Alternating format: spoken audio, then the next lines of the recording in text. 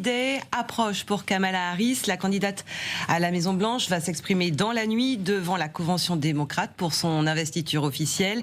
Discours crucial à suivre à partir de 4h30 en direct sur LCI. En attendant, les interventions se succèdent dans une ambiance surchauffée à Chicago. La nuit dernière, on a vu Bill Clinton, John Legend, Stevie Wonder, Oprah Winfrey. Et le moment éminemment politique, c'était le grand oral de Tim Walz. C'est lui qui sera vice-président si Kamala Harris est élue. Les détails avec nos envoyés spéciales Solène Rioux et Julie Janus. Tout l'enjeu pour Tim Walz, c'était de se présenter aux Américains, de leur proposer une histoire pour laquelle il voudrait voter. Et c'est exactement ce qu'il a fait. Il a parlé de son enfance, de ses 24 ans passés à la garde nationale, de son travail d'enseignant, de coach sportif également. Tim Walz qui est revenu sur le moment le plus intense et le plus douloureux de sa vie, les problèmes de fertilité dans son couple et l'enfer qu'il a vécu avec sa femme Gwen alors qu'ils essayaient de concevoir. Il leur a fallu 1 an pour avoir leur fille qu'ils ont appelée Hope. Espoir. Et à ce moment-là, grande émotion dans la salle alors qu'on a vu apparaître à l'image la femme donc et les 2 enfants de Tim Walz et notamment son fils Gus qui était extrêmement ému. Tous étaient aux larmes. Pendant 16 minutes, Tim Walz s'est présenté comme un homme authentique, jovial, au franc-parler et surtout à l'enthousiasme contagieux. Tim Walz qui est apparu aussi en orateur fougueux à la verve très aiguisée contre Donald Trump et J.D. Vance. Est-ce qu'ils sont bizarres? Oui, a-t-il martelé. Vous savez, bizarre, c'est son mot pour qualifier le ticket républicain depuis qu'il a été nommé colistier par Kamala Harris. Il a exhorté donc à voter pour Kamala Harris. Il ne nous reste que 76 jours. Nous pourrons dormir quand nous serons morts. Ça aussi, c'est une petite phrase bien connue de Tim Walz qui a donc accepté officiellement l'investiture du Parti démocrate. C'est le plus grand honneur de ma vie. Voilà ce qu'il a dit dans le discours le plus important de sa carrière jusqu'à aujourd'hui. Et je vous propose de l'écouter tout de suite. Merci tout d'abord à la vice-présidente Harris. Merci de m'avoir fait confiance et de m'avoir invité à prendre part à cette campagne incroyable. C'est l'honneur de ma vie d'accepter votre investiture comme vice-président des États-Unis. Voilà pour ce grand oral réussi de Tim Walz. On en parle avec notre plateau du jour. Catherine Gentil, merci d'être avec nous. Bonjour, éditorialiste international pour LCI. Grégory Phillips, rédacteur en chef international chez LCI. Et puis bien sûr, Gallagher Fenwick, vous êtes le grand reporter. Bonjour à vous. Spécialiste des questions internationales. Un tour de table peut-être, Tim Walz, c'était un moment très important. Parce qu'effectivement, si Kamala Harris est élue, eh bien ce sera le couple, on va dire, ce sera lui le vice-président. Il est important dans la campagne parce qu'il fait appel certainement à un autre électorat que celui de Kamala Harris. Oui, c'est d'ailleurs l'objectif de ce système de tickets, ce qu'on appelle un ticket aux États-Unis, président en l'occurrence et vice-président, parce qu'ils doivent être complémentaires pour essayer d'agréger le plus grand nombre, évidemment, d'électeurs. Donc, Kamala Harris étant californienne, la côte ouest, étant issue des minorités, ancienne procureure, elle a ce profil qu'on connaît maintenant beaucoup mieux que celui de Tim Walz, qui, lui, est l'homme blanc de 60 ans. Ils ont à peu près le même âge. Là, il n'y a pas eu de calcul sur l'âge, mais qui est censé, lui, être comme on dit en anglais, le guy next door, c'est-à-dire le type, le voisin, le type sympa qui vous prête sa tondeuse à gazon le week-end, quoi. L'entraîneur de sport, l'ancien prof, etc. Donc ils doivent, à eux deux, effectivement, vraiment réunir sur la gauche de la politique américaine les 2 partis qui doivent s'imbriquer pour réussir à avoir la majorité. Grégory, il a réussi son coup, là, Tim Walz ? Oui, franchement, discours très enthousiaste. D'ailleurs, depuis qu'il a été désigné par Kamala Harris, on voit chez ce jeune sexagénaire beaucoup de joie, beaucoup d'énergie. Hier, il présente sa famille avec son fils qui exulte et qui pleure de bonheur à voir son père sur la scène. Donc la famille Walz se présente et c'est une famille effectivement du Minnesota. Catherine l'a dit, lui, l'ancien coach d'une équipe de foot, l'ancien prof de géographie. De géo dans une école publique, évidemment c'est important, et puis il a une qualité fondamentale à mes yeux en tout cas, c'est que c'est un fan de Springsteen.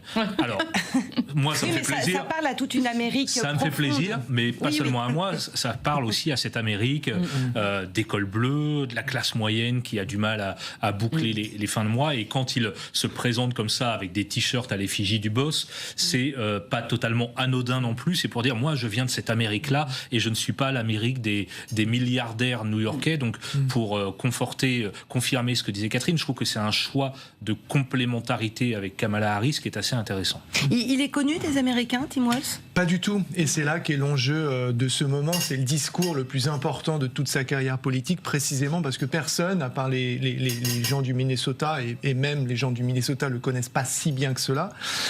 Et donc l'enjeu, c'est de se présenter à une nation qui va voter dans 76 jours. Et c'est un grand oral qui est réussi. Il y a une vraie transformation.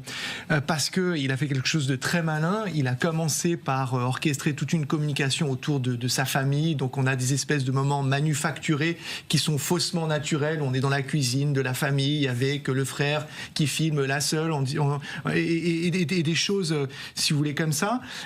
Et lui, il dit, vous savez, moi, j'ai pas donné beaucoup de discours politiques dans ma carrière, en tous les cas pas aussi important que celui-ci. En revanche, j'ai beaucoup parlé dans les vestiaires. Référence évidemment à sa carrière de coach sportif. Et donc, c'est un peu ce qu'il a fait. Il a filé cette métaphore en disant, il reste quelques mètres, il faut que l'équipe, elle pousse pour qu'on aille jusqu'à la victoire. Et en faisant cela, il a réservé à préserver ce qui fait, aux yeux de beaucoup d'Américains et d'Américaines, pas tous, attention, son charme, cette espèce de bonhomie, ce côté débonnaire, ce côté, ça a été très bien expliqué à l'instant, c'est un type finalement proche, c'est-à-dire, c'est un mec, c'est pas un homme politique. C'est le guy next door, c'est un mec... c'est plus la société civile, c'est ça, ce qu'on dirait chez nous en France. En fait, il faut aller chercher là, les indépendants et les indécis, si vous voulez. Donc, il ne s'agit pas de dire je suis plus démocrate que démocrate. Ce qu'il est, c'est un type très progressiste, et c'est ça qui est intéressant, la complémentarité de Kamala Harris. Il y a une complémentarité du point de vue du phénotype, mais il y a aussi une complémentarité politique et qui peut paraître contre-intuitive. C'est-à-dire que beaucoup de gens pensent que Kamala Harris, du fait de son phénotype, va être la progressiste du ticket, alors que c'est lui le progressiste du ticket, et elle est plus conservatrice en réalité que lui. Contrairement à ce que les apparences voudraient faire croire. Contrairement à ce que dit Donald Trump, qu'il appelle maintenant la camarade Kamala, parce qu'il dit que comme elle est communiste, on doit l'appeler camarade. On va l'écouter d'ailleurs, Donald Trump, ce sera tout à l'heure, mais d'abord Tim Walz qui rappelle quand même que le temps presse, il n'y a plus que 2 mois avant l'élection. Nous avons 76 jours jusqu'à l'élection. Ce n'est rien. Il y aura du temps pour dormir après. Nous allons laisser tout notre cœur sur le terrain. C'est ainsi que nous continuerons à aller de l'avant. C'est comme ça que nous tournerons la page de Donald Trump. C'est comme ça que nous bâtirons un pays où les travailleurs passent en premier, où la santé et le logement sont des droits humains. Voilà une rampe de lancement pour le discours de Kamala Harris qui est très attendu, qu'on va suivre donc cette nuit sur LCI à partir de 4h30. Mais il y a un mois, personne n'aurait imaginé ça. Et pour autant, cette convention démocrate tient la route. En peu de temps, ils ont réussi à faire quelque chose d'assez spectaculaire, sans parler de tout l'argent réuni pour la campagne en très peu de temps. Oui, alors après, ces conventions, c'est quand même des exercices un peu attendus. Enfin, c'est normal que pendant ces 4 jours, ce soit la liesse, la fête, les embrassades. Sauf que les personnages principaux n'étaient pas ceux qui étaient prévus initialement. Et qu'on ramène dans le décor les Obama, Joe Biden en ouverture de convention, et peut-être ce soir, nous dit-on, Beyoncé. Donc le casting de cette opération de communication est très réussi, c'est vrai, mais ce qu'on entend aussi dans ce que dit Tim Walz, et c'est ce qu'avait dit Michelle Obama l'autre soir, c'est que, attention, c'est loin d'être gagné. Évidemment, avec cette ferveur, on se dit, bon, bah voilà, la foule, entre parenthèses, qui est composée de délégués, donc des gens totalement acquis à Kamala Harris. Certes, il y a ces images de foule enthousiaste, mais il faut se méfier. Il reste donc 75 jours, puisque c'était hier soir, et Michelle Obama a dit ça aussi. Il va falloir aller chercher les électeurs. Enfin, dans les sondages nationaux, Kamala Harris est maintenant très légèrement en tête par rapport à Donald Trump, mais on sait qu'il faut se méfier des sondages nationaux. Dans les États clés, ils sont encore vraiment à touche-touche, et Trump est encore en tête dans quelques États clés. Donc c'est loin d'être gagné, et puis les démocrates ont, j'imagine, quand même en tête le souvenir de 2016, où tout le monde se disait c'est gagné d'avance pour Hillary Clinton, encore 3 jours avant l'élection, et puis on se souvient du résultat. Et puis Donald Trump, lui, il le sait très bien, ça, que rien n'est perdu pour lui. Au contraire, il multiplie les déplacements, il va dans les États les plus disputés. Il était hier en Caroline du Nord. C'était son premier meeting d'ailleurs en plein air depuis la tentative d'assassinat contre lui. On va l'écouter. Avec la camarade Kamala Harris. Et je l'appelle ainsi parce que c'est une marxiste. Vous, pensez-vous qu'elle est marxiste ou bien communiste? Des gens étudient vraiment ce genre de choses, mais ils n'ont pas su me le dire. Et encore, Catherine, ça c'est la version soft, parce qu'il est allé beaucoup plus loin, vraiment dans l'insulte. Il dit qu'elle est idiote, il se moque de son rire. Qu'elle est folle. Et qu'elle est folle. Il dit carrément qu'elle est folle et effectivement, il trouve que son rire est ridicule. Enfin, mais il nous a toujours habitués à ça, Donald Trump. D'abord, il donne toujours des surnoms aux gens. Alors, Joe Biden, au tout début, c'était Joe l'endormi. Après, Hillary Clinton, c'était Hillary la corrompue. Enfin, ça le dérange pas du tout, lui, tout ce qui concerne la diffamation, en fait. Mais c'est vrai que là où il avait gagné aussi Donald Trump, et il essaie de refaire la même chose cette fois-ci en 2016, c'est qu'il était allé justement dans les États qui étaient disputés et où les républicains n'étaient pas en tête. Alors que Hillary Clinton ne l'avait pas fait, ça. Et on explique en partie sa victoire en 2016 parce qu'il avait labouré ce terrain. Donc c'est ce qu'il va continuer à faire. Mais on peut évidemment imaginer qu'il va... après la convention, aussitôt que la convention démocrate sera terminée, où cette espèce de grande fête démocrate, les lumières se seront éteintes et les confettis auront disparu de toutes les télés américaines, il va l'attaquer très très durement, parce que là on sent que ces derniers temps, quand même, depuis la tentative d'attentat et le fait que ce soit Kamala Harris et non plus Joe Biden qui soit candidat démocrate, on sent qu'il patine quand même, qu'il a du mal à se relancer tel qu'il est, cette espèce de machine de guerre médiatique, politique, etc., et qui tâtonne un peu. Donc, en principe, quand il tâtonne, Donald Trump, il va encore plus dans la caricature et dans l'attaque. Donc, ce sera intéressant de voir dans les jours qui viennent comment il va se positionner. C'est caricatural, mais ça marche, notamment auprès de son électorat, cette façon de procéder. Alors, son électorat, il est verrouillé. C'est-à-dire que, et ça a toujours été fascinant chez le phénomène Trump, c'est qu'il y a un taux de verrouillage de l'électorat qui est au-delà des 80%. C'est-dire qu'il le dit, et ça se vérifie. Ouais. Quoi qu'il dise, quoi qu'il fasse, ces gens-là voteront pour lui. Il y a un rapport quasi sectaire au personnage. Maintenant, sur Kamala, ce qui est intéressant, et là le contraste encore est saisissant avec 2016, c'est que toute la campagne a été construite autour d'une thématique force-faiblesse, à la fois au sens physique, mais sur les différents thèmes de la campagne. C'est-à-dire que Donald Trump, il est fort physiquement, il a survécu à une tentative d'assassinat, mais avant cela, il mettait déjà son corps en jeu. Il est fort sur la frontière, il est fort sur l'économie, il est fort face à la Chine, etc. Et tout ça s'effondre à partir du moment où les démocrates sortent Kamala du chapeau. Et d'où, ce que disait Catherine, qui est très juste, cette sensation que Donald Trump est en train de chercher. Et c'est ce qu'il fait, mais il n'a plus la vigueur de 2016, donc il le fait parfois de manière improvisée, dans des rallyes où il est en train de chercher quelque chose qui va accrocher, où il va sentir chez la foule que ça la fait rire, que ça la fait glousser, que ça la fait hurler. Donc il a tenté Kamala la folle. Bon, vu que l'électorat féminin est très important dans cette élection, c'est peut-être pas sur ce terrain-là qu'il faut s'engager. Et puis il y a eu le côté J.D. Vance, son colistier qui s'est attaqué aux femmes seules avec leur chat. Donc là, il est en train de chercher Kamala la communiste, mais je vous le disais tout à l'heure, Kamala, c'est pas franchement une progressiste, c'est pas franchement la femme de la redistribution ou de l'égalité fiscale, etc., à outrance. Donc, pareil, on a le sentiment quand même d'un disque un peu rayé et qui patine et qui cherche. Il était quand même protégé, évidemment, par des vitres par balles. Il en est sorti pour aller aider une femme dans l'assistance, à un moment, Donald Trump. On parlait de son défi physique. C'est important aussi de montrer un petit peu d'empathie. Oui, c'était son premier meeting en extérieur depuis le 13 juillet. Donc vous imaginez bien que le Secret Service était vraiment sur les dents et effectivement avait exigé qu'autour du candidat il y ait comme une cage de verre pour le protéger d'éventuelles balles à nouveau. Et effectivement, à un moment donné, dans ce meeting d'Ashboro, une militante, une supportrice a un malaise et Donald Trump sort de sa cage blindée pour aller la prendre dans les bras et l'étreindre. À quel point c'est calculé, à quel point c'est pour montrer j'ai pas peur et je me fiche bien de ce que les hommes du Secret Service me disent, honnêtement, j'en sais rien.